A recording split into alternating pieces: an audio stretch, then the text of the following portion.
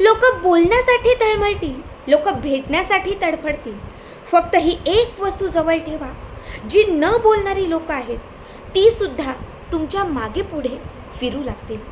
नमस्कार मंडळी, श्री स्वामी समर्थ. स्वागत आहे तुमचे आपल्या स्वामी शक्ती या चॅनलवरती.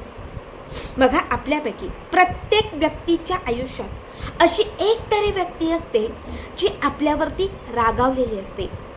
अशी एक तरी व्यक्ती असते जी सतत आपला अपमान करत असते. कित्येक वेळा ज्या व्यक्तीवरती आपण मनापासून प्रेम करतो तीच व्यक्ती आपला रागराग करते, तीच व्यक्ती आपल्याला सोडून जाते. ज्या व्यक्तीवरती आपण खूप विश्वास ठेवतो तीच व्यक्ती आपला विश्वासघात करते. तुम्ही असाल, मी असेल, प्रत्येकाला वाटतं की जेव्हा मी समाजात फिरेल, जेव्हा मी 4 लोकांमध्ये असेल, तेव्हा त्या 4 लोकांनी माझं कौतुक करावं. ज्या समाजामध्ये मी फिरेल त्या समाजाने माझं नाव काढावं. पण बऱ्याच वेळा असं होत नाही. जेव्हा जेव्हा तुम्ही लोकांमध्ये मिक्स होता, तुम्ही लोकांमध्ये जाता, तेव्हा तीच लोक आपल्याला टार्गेट करतात, तीच लोक आपला अपमान करतात, तीच लोक आपल्याला घालून पाडून बोलतात.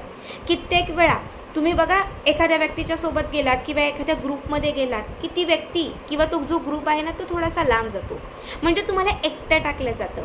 घरात असेल, समाजात असेल किंवा कामाच्या ठिकाणी असेल, बऱ्याच वेळा तुम्हाला एकटं टाकलं जातं. आता आपल्याला कळत नाही मी असं काय करू म्हणजे समोरची व्यक्ती इम्प्रेस होईल, मी कसं वागू म्हणजे समोरची व्यक्ती वश होईल. आपल्याला समजत नाही, आपल्याला सुचत नाही.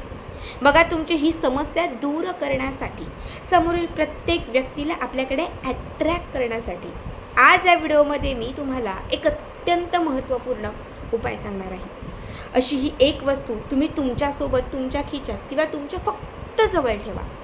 तुम्ही म्हणाल ती व्यक्ती तुमच्याकडे अट्रॅक्ट होईल. ही वस्तू सोबत ठेवल्यानंतर काही तासातच तुमचा रागराग करणारी जी व्यक्ती आहे ती तुमच्या पायाशी येईल. बघा, अनुभवसिद्ध उपाय आहे, जो स्वतः मी केलेला आहे. आज तोच उपाय मी आपल्या चॅनलवरती तुम्हाला सांगणार आहे. सगळ्यात पहिली गोष्ट म्हणजे आठवड्यातील कुठल्याही दिवशी, जो दिवस तुम्हाला आवडीचा वाटतोय, जो दिवस तुमच्यासाठी तुम्हाला चांगला वाटतोय, त्या दिवशी हा उपाय करायचा आहे. या उपायासाठी तुम्हाला सकाळ किंवा संध्याकाळी करत असाल तर सूर्यास्तानंतर, म्हणजे जेव्हा अंधार पडत जातो त्या वेळात, आणि सकाळ करत असाल तर सूर्योदयाच्या अगोदर, म्हणजे अंधाराच्याच वेळी हा उपाय तुम्हाला करायचा आहे. जेव्हा आपण वशीकरणाचे शक्यतो उपाय करत असतो तर ते आपण अंधारामध्ये करतो, कारण त्या वेळात, त्या कालावधीमध्ये केलेले जे उपाय असतात ते लवकर लागू पडतात. आता सगळ्यात पहिली गोष्ट म्हणजे या उपायासाठी तुम्हाला लागणार आहे एक कापड. बघा, एक हिरव्या, पिवळ्या, लाल, सफेद, काळ्या कुठल्याही रंगाचे कापड घ्या.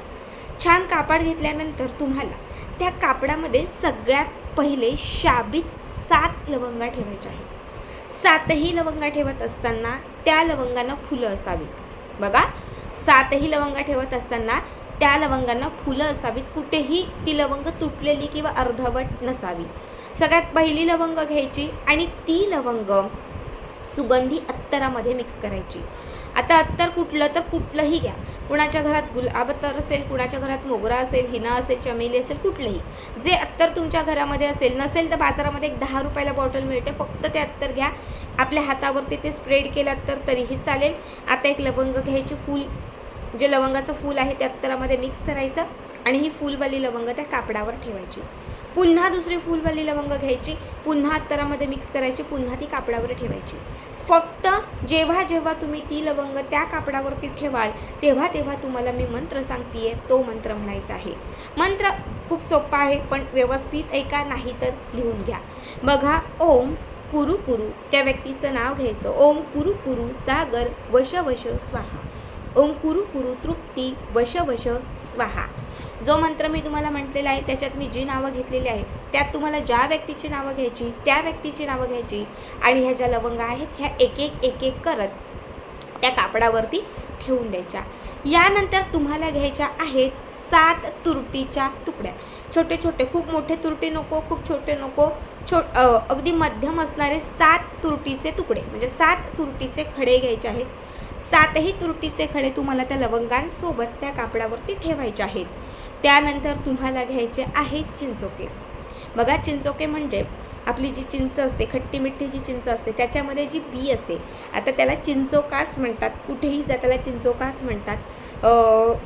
तुम्ही म्हणाल की ताई कुठून आणायचं, तर बऱ्याच वेळा फक्त चिंचच बाजारामध्ये असते, पण जिथे चिंचेची झाडं असतात, ज्यांच्याकडे चिंच असतात त्यांच्याकडे हमखास चिंचोके असतात, किंवा जिथे पूजेचं साहित्य मिळतं त्यांच्याकडे सुद्धा चिंचोके विकायला असतात, किंवा जे मार्ट असतात तिथे सुद्धा चिंचोके विकायला असतात.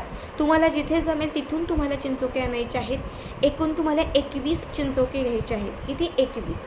छान असणारे, व्यवस्थित अख्खे असणारे 21 चिंचोके घ्यायचे आहेत. 21 चिंचोके घेत असताना ते आपल्या हाताच्या मुठीत घ्यायचे आहेत. सगळे 21च्या 21 हाताच्या मुठीमध्ये घ्यायचे, मूठ बंद करायची आणि स्वतःवरून अँटी क्लॉकवाईज 7 वेळा ते ओवाळायचे. उजवीकडून डावीकडे जातील अशा पद्धतीने 7 वेळा स्वतःवरून ते ओवाळून घ्यायचे. 7 वेळा ओवाळून झाल्यानंतर तुम्हाला ते चिंचोके त्या कापडावरती सोडायचे आहेत.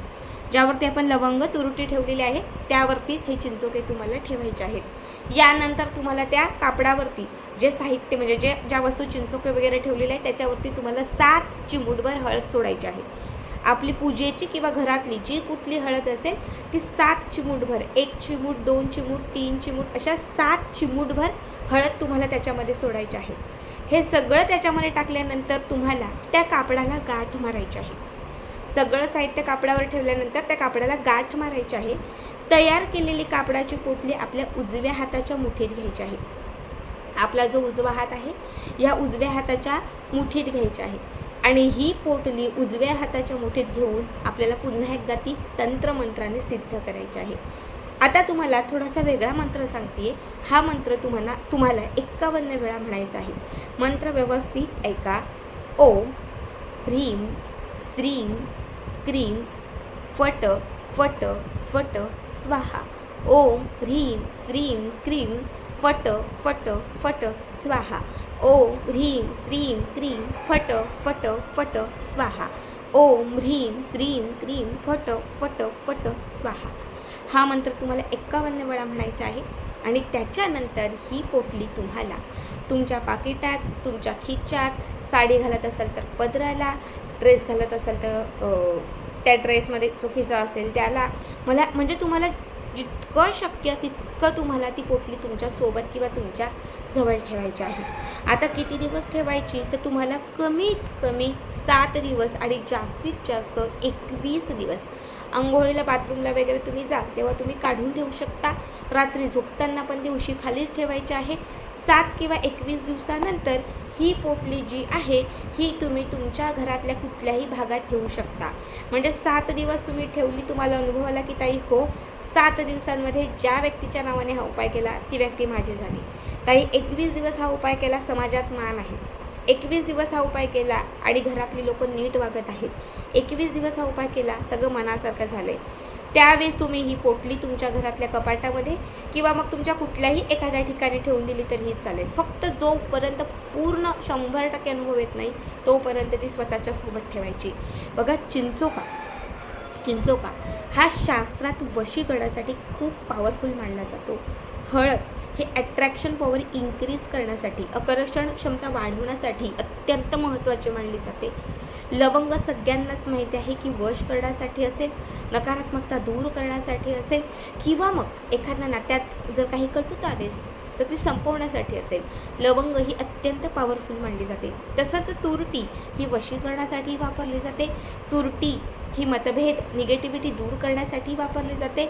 आणि तुरटी ही अट्रॅक्शन पॉवर इन्क्रीज करण्यासाठी वापरली जाते.